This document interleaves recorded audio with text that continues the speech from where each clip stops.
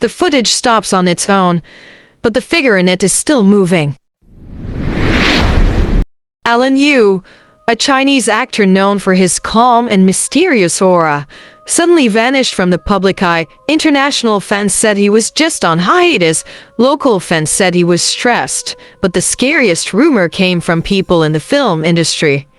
He died while trying to shoot a scene he himself forbade. No media covered it. No family member spoke. Everything was sealed tight. Until one day, a video editor received a nameless black hard drive. Alan Yu had always been the kind of actor who said little but left an indelible impression every time he appeared on screen. Many thought his quiet demeanor was just an aesthetic choice, a persona carefully crafted for the public eye. But those who'd worked with him knew he was truly like that. Calm, intensely focused, as if sifting through every word before it left his mouth. He never showed more of himself than necessary. If he spoke, it was only because he had to. If he was silent, it was because something was churning deep in his thoughts. In the weeks before he vanished, everyone in the entertainment industry agreed Alan looked different, not just like someone tired from work, but like someone who'd lost sleep not over 1 or 2 nights, but over for longer. His face grew sharper, his eye bags darker, his skin pale even beneath heavy makeup. Stylists thought he was on a strict diet. Managers assumed he was stressed from career pressure. But when a camera crew member spotted Alan standing alone in a studio corner, staring into the darkness as if something was watching him, darker rumors began to spread. Jun didn't know Alan personally. He was just a freelance video editor working on promotional projects for various entertainment agencies in China. 3 days before Alan disappeared, Jun received an email from an unknown sender. There was no company affiliation, no logo, not even a greeting, only one short sentence and an attachment, a blank, unsigned contract. Can you edit confidential video footage? Payment will be sent after you receive the package. Jun almost deleted the email, but something made him hesitate. The sender's address was from the domain of a major company that often hired him.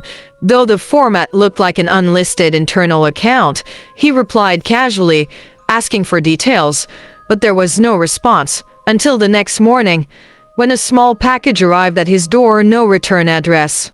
Inside was a matte black hard drive that felt cold, as if it had been deliberately stored somewhere unnaturally cool. No note, no details, no extra instructions. Jun picked up the hard drive, his eyebrows raising.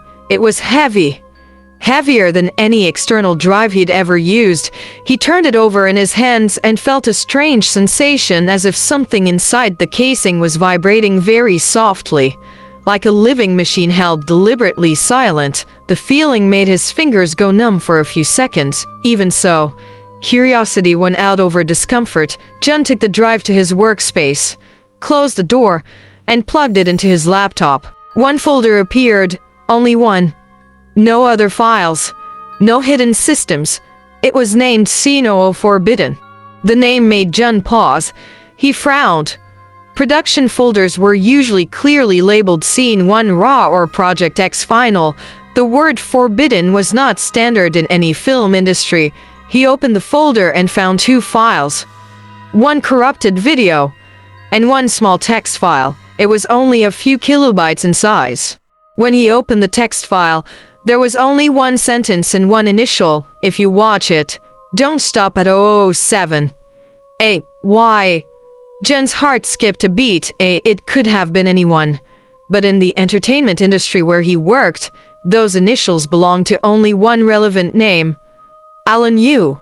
What confused Jun more, though, was that Alan wasn't filming any project he knew about. The organizations Jun worked with always provided clear briefs and timelines. No one had mentioned anything about confidential recordings like this. He tried searching for information online, but his connection suddenly slowed when he typed Alan's name. Not gone, just slow, as if something was holding the search back. Jun closed the browser tab and turned back to the mysterious folder. His hand moved automatically, opening the first video file. Even as he hesitated, curiosity pulled at him without his noticing. The video opened. The screen was dark for a few seconds, only the sound of someone's heavy, rhythmic breathing like a person who hadn't slept in ages. Finally, a dim light appeared, and Alan Yu's figure was seen standing under a single yellow lamp hanging from the ceiling of a small studio. Alan looked far thinner than the last time Jun had seen him on TV. His hair was slightly messy, his face pale, his hollow eyes like two deep, dark holes almost like empty voids. He stared at the camera with an unreadable gaze, not fear, not despair, but like someone who knew nothing he said would change the fate waiting for him. His lips moved slowly before his voice emerged. "If anyone sees this, I'm sorry. I couldn't finish it." His voice was soft, almost trembling, but not from emotion. There was something else beneath it, a low frequency that made his ears feel pressed in. Jun pulled off his headphones for a moment, trying to catch his breath. Suddenly, in the recording, the camera fell, not like it was pushed, but like something invisible was pulling it down. The footage tilted, showing Alan's rigid feet. He didn't move to pick up the camera. Alan only bowed his head, his gaze fixed on a dark corner of the room as if watching something, or someone, standing there. Jun's back felt cold. He leaned back slightly from the monitor. A faint sound came from the laptop speakers.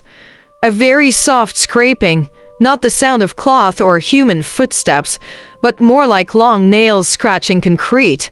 It came in a slow, steady rhythm, getting closer. At 2:17, a shadow passed behind Alan. It was thin and tall, taller than a normal human, and its movements were jerky, like a corrupted video frame. Alan didn't move. Jun held his breath without realizing it. He wanted to stop the video, but as he moved his mouse, the cursor froze. His laptop didn't respond. The hard drive indicator light blinked slowly, following a strange rhythm. 3 quick blinks, 1 slow, 3 quick again. The pattern was wrong. No storage device worked like that. Jun decided to force the laptop shut. But before he could make up his mind, the video screen suddenly flickered. Red glitch text appeared, making Jun shiver until the back of his neck felt pricked by ice needles. 0:07, as if the video was warning him, or maybe threatening him. Jun stared at the words for a few seconds before they faded on their own. After that, Alan's breathing returned faster, deeper, as if he was being chased. Jun swallowed. The tension was so tight it made his throat dry. The video went on for a few more seconds, and the longer Jun watched, the more he felt the room he was in changing. The temperature dropped, the air grew thick, and the sounds of the outside world seemed to disappear entirely. He felt like he was in a strange, empty space, even though he knew he was still sitting in his own workspace. Something inside him said this video shouldn't exist, that this hard drive shouldn't have arrived at his house, that this was a terrible mistake. But the burning curiosity inside him kept him watching.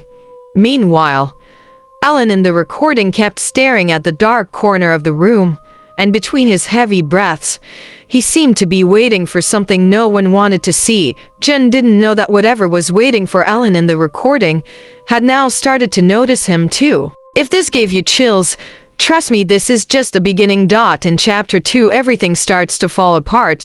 So before we continue, hit like, subscribe, and leave a comment so I know you're still brave enough to keep going.